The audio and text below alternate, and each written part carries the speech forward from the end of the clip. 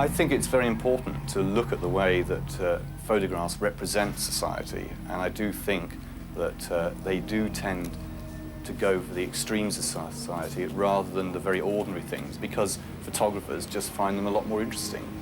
And in this case, I was very keen to just try and show the things that even photographers who are meant to be recording society have overlooked.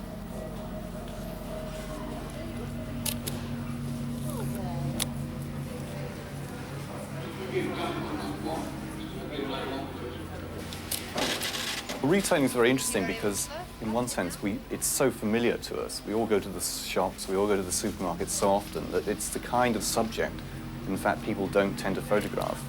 You'll find that photographers tend to go for subjects that are quite extraordinary. People will go to a far-off distant island, they'll go to an industry that's about to close down, they'll photograph a freak of some description.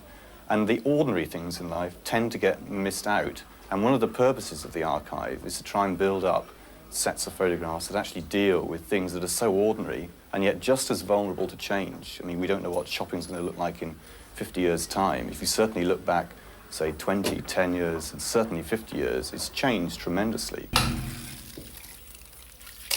When I first started the commission, I went around all the areas of Salford, looked at all the shops, and then decided the kind of shop that I wanted to photograph, and then went around again or looked through my notes and picked out the ones that I thought were good examples.